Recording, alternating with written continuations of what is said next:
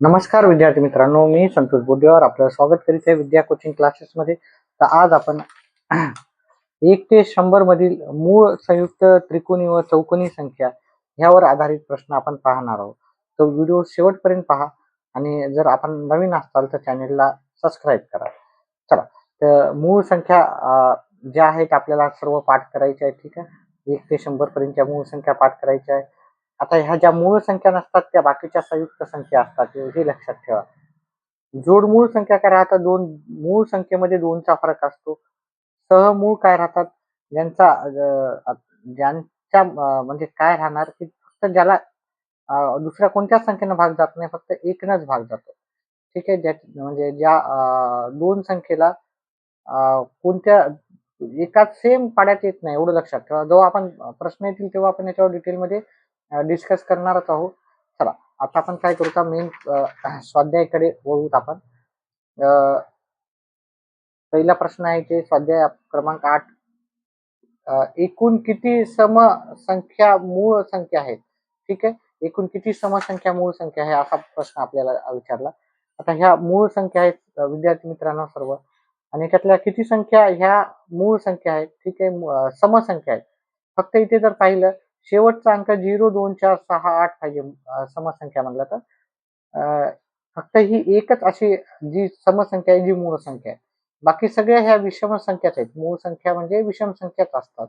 फक्त 2 ही अशी एक मात्र संख्या आहे जी की सम आहे. ठीक आहे, त्याच्यामुळं याचं जे उत्तर आहे विद्यार्थी मित्रांनो, एक पर्याय क्रमांक 1 आहे. 1 ते 50 मधील विषम मूळ संख्यांची बेरीज किती आहे?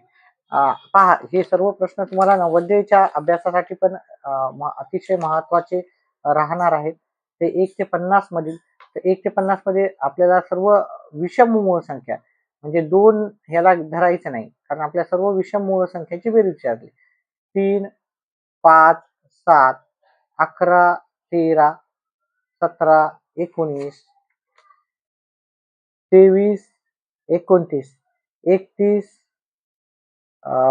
37, 41, 43 आणि 47 या सर्वांची आपल्याला काय करायची? बेरीज करायची विद्यार्थी मित्रांनो. तर पहा, व्यवस्थित करायची. जर तुम्हाला जर बेरीज पूर्ण जर अवघड जात असेल तर आपण काय करू, या 3ची बेरीज करू. ते झाले 10 आणि 5 15 झाले, आहे की नाही? 3 ची बेरीज करू आपण आणि नंतर सर्वांची बेरीज करू. ह्या तिघांची जर बेरीज केली, 10 आणि 11ला 1, 8ला 1, 3 आणि 1 4, 9 9 18 19 20 21, 21ला 1, 8च्याले 2, 2 आणि 2 4, 5 6 आणि 1 7. त्याच्यानंतर ह्या तिघांची जर बेरीज केली तर हे त्यात 9 इथं, 6 आणि 4 10, 109. त्याच्यानंतर शेवटच्या 2 याची आपण बेरीज करू, 0 आणि हे 9. आता आपल्याला यांची बेरीज करायला सोपं जाईल. एकत्रही करू शकतात, तुम्हाला जर येत असेल तर काय हरकत नाही. डायरेक्टली करू शकतो, एवढं काही करायची गरज नाही. 9 1 10, 10 1 11, 11 5 16, 8ला 1, 9 16 20 21 22, 22ला 2, 8च्याला 2 आणि ते 3 येणार. म्हणजे आपला बेरीज काय येणार? 326. 326 जे उत्तर आहे ते आपल्याला पर्याय क्रमांक 2 मध्ये भेटून जाईल. त्याच्यानंतर पुढचा प्रश्न आहे आपल्याकडे. 1 ते 100 मधील सर्वात लहान विषम मूळ संख्या व सर्वात मोठी विषम मूळ संख्या यांचा गुणाकार. पहा, हा प्रश्न नवोदयला पण बऱ्याच वेळेस आलता, स्कॉलरशिप 5वी मध्ये पण बऱ्याच वेळेस आलेला आहे असा प्रश्न. एकच मिनिट विद्यार्थी मित्रांनो, आता हा प्रश्न करू आपण. सर्वात लहान विषम मूळ संख्या कोणती आहे? तर जर मूळ संख्या पाहिलं 2 3 5 7, ठीक आहे, 11 13 17 आणि सर्वात मोठी जी आहे ती 97 2, ठीक आहे, 100 पर्यंतच्याच म्हणलं त्यांना. तर याच्यातली विषम संख्या ही सम आहे, ही विषम आहे आणि ही विषम आहे. ही सर्वात लहान विषम संख्या आहे 1 ते 100 मधली, आणि सर्वात मोठी विषम संख्या आहे 1 ते 100 मधली. तर हे 97 गुणिले 3 यांचा गुणाकार विचारला. 7 त्रिक 21, 7 2, 3 9 27 आणि 2 29, 291 उत्तरी. 291 हे आपल्याला उत्तर पर्याय क्रमांक 1 मध्ये भेटेल. पुढीलपैकी कोणती संख्या संयुक्त आहे? आता एक वाक्य लक्षात राहू द्या. ज्या मूळ संख्या नसतात, संख्या नसतात त्या संयुक्त संख्या असतात. हे वाक्य लक्षात ठेवा. म्हणजे मूळ संख्या नसतात त्या संयुक्त संख्या असतात. तर मूळ संख्या ही मूळ संख्या आहे, ही पण मूळ आहे, ही पण मूळ आहे, ही मूळ नाही आहे. म्हणजे हे आपलं उत्तर पर्याय क्रमांक 4 आहे. हे उत्तर नसणार आहे, हे पण नसणार आहे, हे पण नसणार आहे. तर संयुक्त संख्या 91 झालेली आहे. पुढचा प्रश्न आहे, पुढील संख्यापैकी कोणती संख्या चौरस संख्या आहे? चौरस म्हणजे पहा, चौरस संख्या काय? 1 चा वर्ग काय येतो? 1. 2 चा वर्ग म्हणजे 2 गुणिले 2 4. 3 गुणिले 3 3 गुणिले 3 9. 4 चा वर्ग 4 गुणिले 4 16. 5 चा वर्ग 5 गुणिले 5 25. ह्या सर्व चौरस संख्या आहेत. चौरस संख्या म्हणजे वर्ग संख्या. चौरस संख्या म्हणजेच काय? वर्ग संख्या, वर्ग संख्या.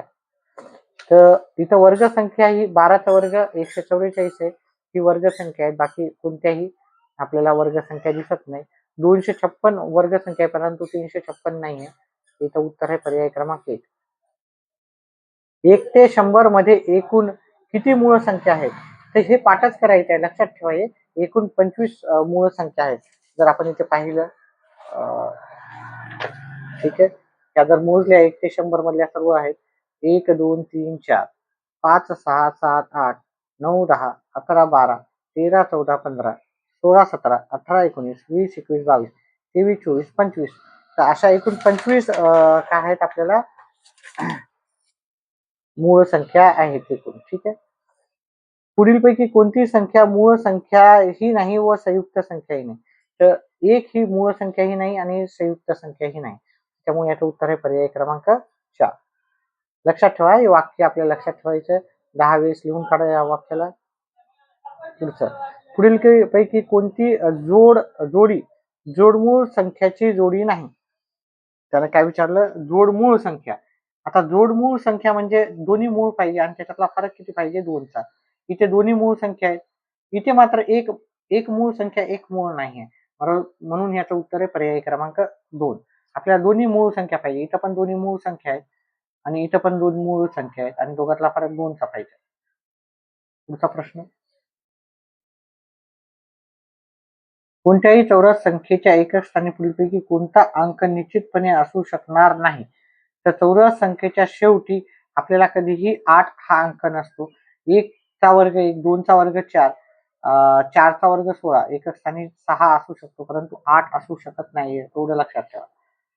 पुढचं, 2 सहमूळ संख्येच्या सामायिक अवयवाची दुप्पट पुढीलपैकी कोणती आहे? 2 सहमूळ संख्येच्या सहमूळ संख्या सामायिक अवयवाची दुप्पट. सामायिक अवयव 2 सहमूळ संख्याची नेहमी काय राहणार आहे? 1 असते. त्याची दुप्पट विचारली. ठीक आहे. त्याची दुप्पट नेहमी 2 येईल. आपण लक्षात ठेवण्यासारखा प्रश्न आहे. पुढचा प्रश्न, त्रिकोणी व चौरस संख्येच्या बाबतीत पुढीलपैकी कोणते विधान चुकीचे आहे? त्रिकोणी संख्या आणि चौरस संख्येच्या बाबतीत 2 क्रमवार संख्येच्या गुणाकाराची निमपट केली असता त्रिकोणी संख्या आहे. हे बरोबर आहे. चुकीचे विचारलं, हे बरोबर आहे. बघा, त्रिकोणी संख्येची व्याख्याच आहे. 2 क्रमवार संख्येच्या गुणाकाराची निमपट ही त्रिकोणी संख्या त्यालाच म्हणतो आपण. दिलेल्या संख्येला त्याच संख्येने गुणले असता चौरस, आहे की नाही? म्हणजे समजा एखादी संख्या आहे, आपल्याला 7, 7ला 7नच गुणलं 49, म्हणजे यालाच आपण काय म्हणतो? चौरस संख्या म्हणतो. 1 ही त्रिकोणी व चौरस संख्या आहे. हे पण करेक्ट आहे. 2 क्रमवार संख्येचा गुणाकार केल्यास त्रिकोणी संख्या मिळते. हे चुकीचं आहे. 1 ही त्रिकोणी पण आहे, 1 गुणिले 1 आणि 1 ही चौरस संख्या पण आहे. त्याच्यामुळं 2 क्रमवार संख्येच्या गुणाकाराने नाही भेटत. 2 क्रमवार संख्येचा गुणाकार करा आणि त्याचे निमपट. हे हे वाक्य बरोबर होतं. हे चुकीचं आहे. 20वी त्रिकोणी संख्या पुढीलपैकी कोणती? आता 20वी त्रिकोणी संख्या काढायची आपल्याला. तर 20 गुणिले 21 करायचं. त्याच्या पुढच्या संख्येनं गुणाकार करायचा आणि खाली भागायचं 2 नं. ठीक आहे. ह्या 20 हे 2च्या पाड्यात 10 नंबरला येतात. उरले 10 गुणिले 21 या दोघांचा गुणाकार केला तर उत्तर येते 210. म्हणजे 20वी जी संख्या आहे त्रिकोणी संख्या ती 210 आहे. या त्रिकोणी संख्येचा पाया न पुढीलपैकी कोणता? आता आपल्याला जर पाहायचं असेल तर आपण काय करू का, याच्यावरून प्रत्येकाचं उदाहरण उत्तर काढू तर ऑटोमॅटिकली असे काही प्रश्न असतात पहा. मी म्हणतो जे पर्यायावरून काढा. पर्यायावरून काढलं तर तुम्हाला उत्तर अधिक लवकर येईल. ठीक आहे. तर जर 21 हा पाया आपण हा ग्राह्य धरला, गुणिले 22 करायचं, छेदिले 2 करायचं. ठीक आहे. त्याच्या पुढची संख्या घ्यायची. नंतर दुसरा पर्याय घेतला 23 गुणिले 24 म्हणजे 23च्या पुढची संख्या घ्यायची, त्याला 2 न भागायचं. त्याच्यानंतर 24 गुणिले 25 24च्या पुढची संख्या घ्यायची, त्याला 2 न भागायचं.